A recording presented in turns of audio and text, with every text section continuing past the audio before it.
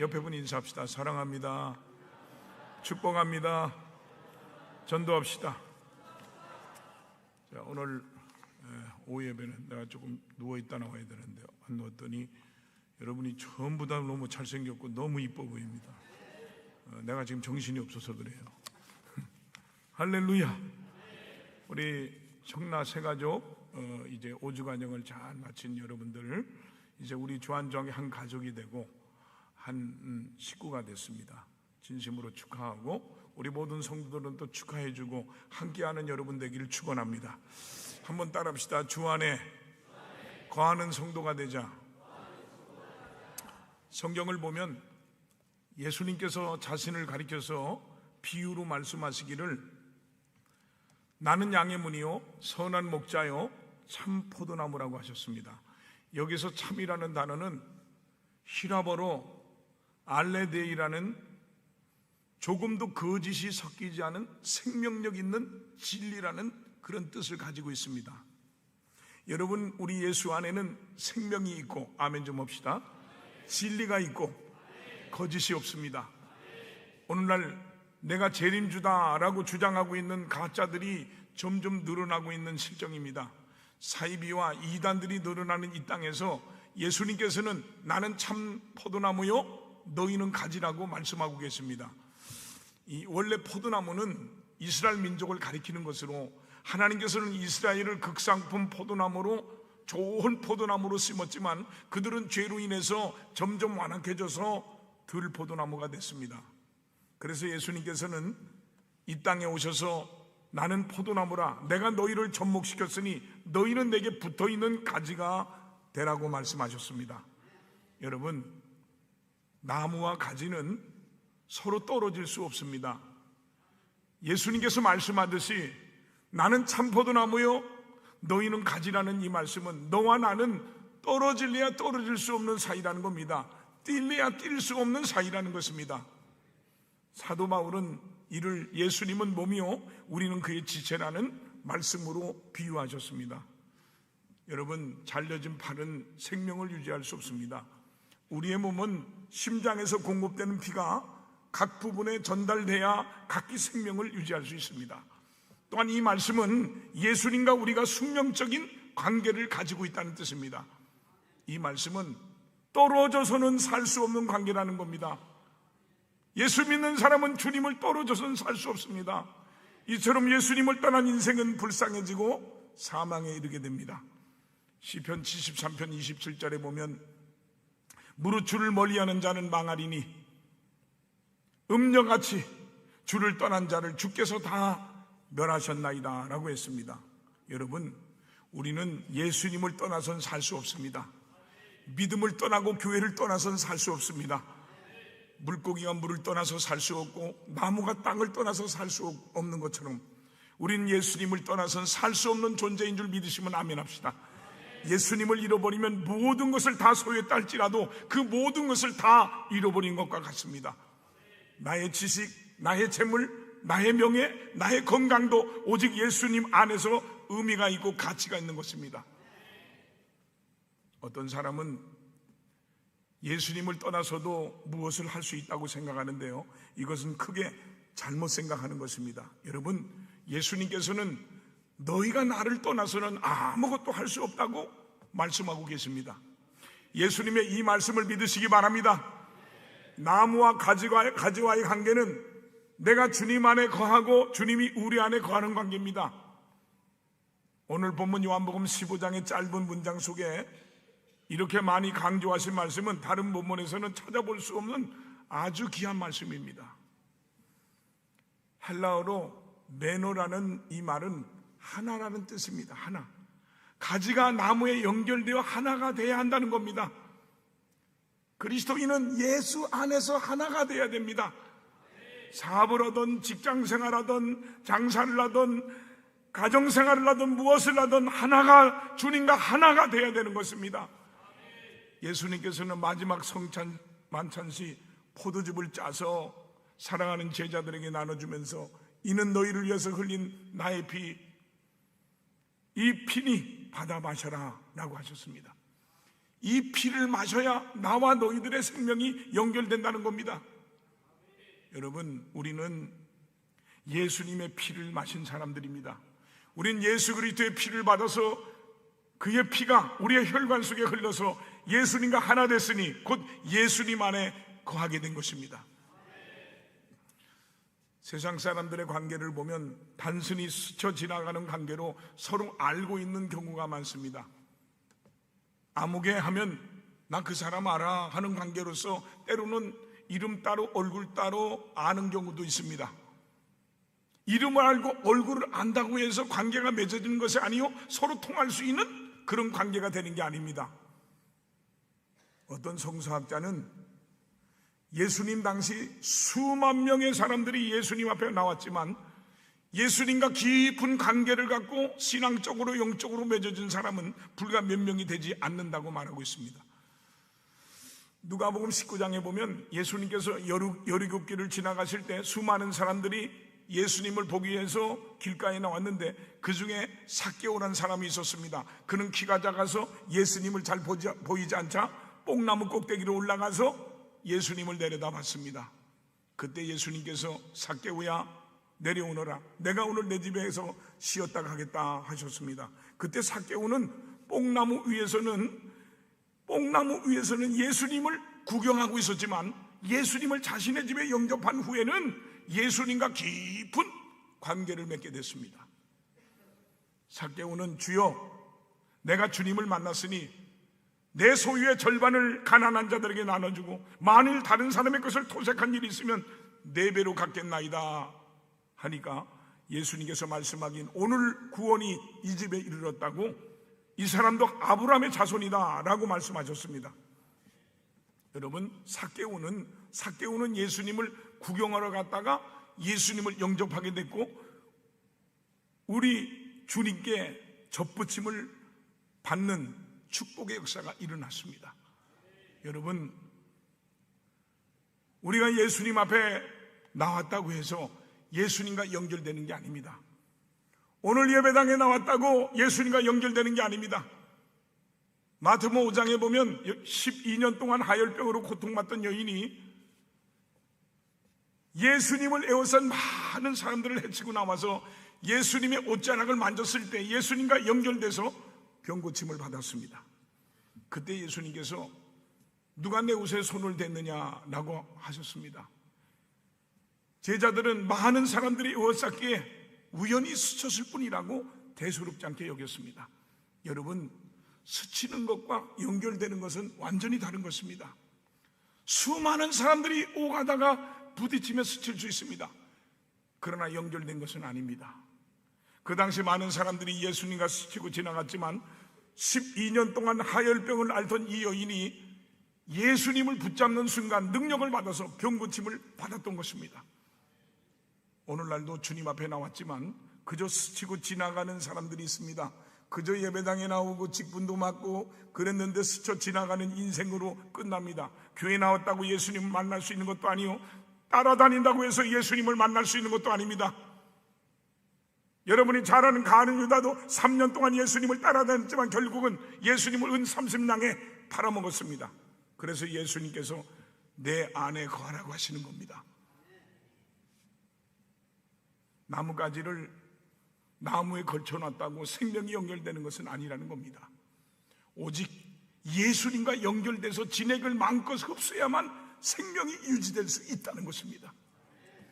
예수님으로부터 능력이 오고 은혜가 오고 생명이 오고 예수님의 피가 내 몸속에 와야 나의 모든 죄가 소멸되는 것입니다. 여러분, 예수님과 나와의 관계는 바로 이런 관계가 되어야 됩니다. 우리는 수시로 기도로 예수님 안에서 교통하며 오직 예수님 말씀 안에서 기쁨을 얻고 만족을 얻어야 됩니다. 이렇게 우리 기독교는 사색의 종교도 이념의 종교도 사상의 종교도 아니며 생명 그 자체의 종교입니다. 내가 힘들고 아쉬울 때 찾는 종교도 아니요, 24시간 예수님과 생명이 연결된 종교인 것입니다. 데살로니가전서 5장 16절의 말씀에 항상 기뻐하라, 쉬지 말고 기도하라, 범사에 감사하라고 말씀하고 있습니다. 여러분, 우리가 어떻게 항상 범사에 감사하고 기뻐하고 쉬지 않고 기도할 수 있습니까? 오늘 이 말씀은 언제나 예수님 안에서 떨어지지 말고, 언제나 예수님 안에서 떨어지지 말고, 어떤 환경과 상황 속에서도 예수님 안에서 떨어지지 말고, 어느 곳에 있든지 나의 마음은 항상 예수 그리스도로 가득 채워 있어야 된다는 것입니다. 우린 늘 예수 그리스도 안에 있어서 주님께서 날마다 우리에게 베푸시는 이 사랑과 은혜가 잠을 자고 있을 때라도 24시간 공급받는 그런 복된 성도들이 다 되시기를 주님의 이름으로 축원합니다. 그렇다면 예수님 안에 거하는 자에게 어떤 축복이 임할까요? 첫째는 많은 열매를 거둘 수 있습니다. 이 축복이 있길 축원합니다. 오늘 본문 5절을 볼까요? 나는 포도나무여 너희는 가지라. 그가 내 안에 내가 그 안에 거하면 사람이 열매를 많이 맺나니 나를 떠나서는 너희가 아무것도 할 수 없습니다 그랬어요. 여러분, 우리는 원래 좋은 나무가 아닙니다. 참 감람나무 대신 예수님께서 이 땅에 오셔서 쓸모없는 나무인 우리를 접목시켜 주셔서 풍성한 열매를 맺는 가지가 되게 하셨습니다. 옛날에 전두환의 박태선을 향해서 참 감람나무가 오셨다고 했는데 결국은 그도 돌 감람나무에 불과했습니다. 여러분, 오직 우리는 참 감람나무신 예수님께 붙어 있을 때만 마시는 열매, 좋은 열매를 맺는 인생이 될 줄 믿습니다. 이 세상이 풍성하고 경제가 부흥된다고 좋은 것이 아닙니다. 세계 많은 사람들이 대한민국의 경제 부흥을 부러워하지만 그 경제적인 부흥이 오늘날 사치와 향락과 방종으로 흘러서 나라가 위기에 봉착하게 된 것입니다. 여러분, 우리 주님을 통해서 맺어지는 열매만이 진정한 열매인 것을 믿으시기를 주님의 이름으로 축원합니다. 두 번째는 주님 안에 거하는 자는 반드시 기도응답을 받습니다. 믿으시면 아멘 합시다. 오늘 본문 7절에 보니까 너희가 내 안에 거하고 내 말이 너희 안에 거하면 무엇이든지 원하는 대로 구하라. 그리하면 이루리라 그랬어요. 여러분, 예수님 안에 있는 사람, 예수님 안에 진액을 받고 빨고 있는 사람, 예수님을 통해서 은혜를 받은 사람들에게는 그들이 원하는 대로 다 이루어 주신다고 했으니 모든 것이 주 안에서 이루어진다는 걸 믿으시기를 주님의 이름으로 축원합니다. 세 번째로, 주님 안에 거하는 자는 우리 주님의 사랑을 받습니다. 10절 말씀을 보십시오. 내가 아버지의 계명을 지켜 그의 사랑 안에 거하는 것 같이 너희도 내 계명을 지키면 내 사랑 안에 거하리라 그랬습니다. 인간의 참된 기쁨, 인간의 참된 행복은 신랑 되신 예수님의 사랑을 받는 것인 줄 믿으시기 바랍니다. 만왕의 왕 되신 예수님의 사랑을 받는 사람이라면 세상의 어떤 권세와 부귀도 부러울 것이 없습니다. 유명한 성 프란시스는 날마다 기쁨과 은혜 가운데 살았습니다. 어느 날 그가 잠을 자다 꿈을 꿨는데 꿈속에서 주님께서 나타나셔서 프란시스야, 너는 나를 위해서 충성을 다하는데 내가 너에게 무엇을 해줬으면 좋겠느냐라고 물으셨어요. 그때 성 프란시스는 오직 주님의 사랑을 원합니다 라고 했습니다. 우리 주님께 사랑받는 복된 우리 성도들이 다 되시기를 주님의 이름으로 축원합니다. 네 번째로, 주님 안에 거하는 자는 주님이 주시는 참된 기쁨을 받을 것입니다. 세상이 주는 기쁨은 잠깐 주지만 천국의 기쁨은 감당할 수 없는 은혜인 줄 믿습니다. 오늘 본문 11절에 보니까 내가 이것을 너희에게 이루면 내 기쁨이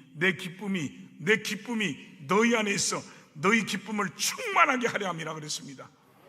여러분, 세상이 주는 기쁨, 육적인 기쁨은 일시적이지만 주님께서 나와 여러분들에게 주시는 이 기쁨은 영원한 천국의 기쁨입니다. 우리 주님의 평안이 여러분 가슴 속에 계속해서 흘러넘치기를 주님의 이름으로 축원합니다. 1977년도에 미국의 최고 부자인 두 사람이 세상을 떠났습니다. 그들은 석유의 제왕이라 불리우는 폴게리와 하워드 휴즈라는 사람입니다. 하워드 휴즈는 20억 불이 넘는 재산, 지금으로 치면 수백조가 되는 재산을 남겨놓고 그가 죽기 전 10년 전에 고독하고 외롭게 살다가 죽었습니다. 이분이 의심병에 걸려가지고 누가 자기를 죽인다고 생각해가지고 비서도 믿지 못하고 요리사도 믿지 못해서 요리사가 음식에 독을 쌌으면 어떡할까 해가지고 음식도 제대로 못 먹고요, 제일 좋은 호텔에서 문을 2중 3중으로 걸어 잠고 침대 밑에 권총을 두고 잠을 잤지만 불면증으로 잠 못 이루다가 어느 날 호텔방에서 죽은 시체로 발견이 됐습니다. 의사가 죽은 원인을 발표했는데 놀랍게도 수백 주의 재산을 갖고 있던 세계 최고의 부자가 영양실조로 죽었다는 것입니다. 정신적인 고독과 공허감에 빠져서 외롭게 몸부림치다가 비참하게 죽었습니다. 또 한 사람, 석유의 제왕이라고 불렸던 폴 게리 역시 40억 불의 재산이 있었지만 일생 동안 5번 결혼하고 5번 이혼을 했습니다. 59년도에 그의 막내 아들은 폐렴으로 세상을 떠났고 73년 장남은 알코올 중독자가 돼서 과음으로 자신보다 먼저 세상을 떠났습니다. 여러분, 당대 세계 최고의 부자들이 우리에게 주는 교훈이 뭡니까? 행복이란 재산 가지고 돈 가지고 결코 행복을 살 수 없다는 겁니다. 참된 행복, 참된 기쁨은 물질이 많고 적은 것이 아니라 정신적인 풍요요, 더 나아가서는 영적인 풍요가 곧 행복의 분량임을 믿으시기 바랍니다. 요한삼서 1장 3절에 사랑하는 자요, 내 영혼이 잘된 같이 네가 범사에 잘되고 강건하기를 내가 간구한다 그랬습니다. 진정한 축복은 내 영혼이 잘돼서 내 범사의 모든 일이 잘되고 물질의 복을 받고 건강한 축복을 받는 것입니다. 이 축복이 여러분에게 있기를 축원합니다. 미국의 16대 대통령 링컨은 백악관을 기도실로 만든 신실한 믿음의 사람입니다.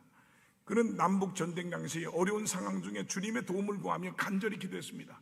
그럼에도 불구하고 전세가 불리해지자 옆에 있던 참모한 사람이 안타까운 마음으로 이렇게 말합니다. 각하, 이 어려울 때 하나님이 우리 편이 된다면 얼마나 좋을까요? 그러자 링컨이 깜짝 놀라면서 그게 무슨 소린가? 하나님은 항상 우리와 함께 하신다네. 문제는 우리가 하나님 편에 서 있는가 일세 라고 말했습니다. 우리는 하나님이 내 편이라면 하고 바랍니다. 그러나 하나님이 내 편이신 것보다 더 중요한 것은 내가 하나님 편에 서 있는가 합니다. 하나님 편에 서 있으면 하나님이 책임져 주시게 돼 있습니다. 어떤 상황이든지 우리가 하나님 편에 서 있기만 하면 승리할 것입니다. 사랑하는 성도 여러분, 우리 수료생 여러분, 정치학교를 마친 여러분, 우리들은 예수님이라는 나무에 매달린 가지입니다. 거기에 매달려 있기만 하면 영양분을 충분히 섭취할 수 있고요, 우리를 풍성하게 하시며 우리에게 사랑과 기쁨을 주십니다.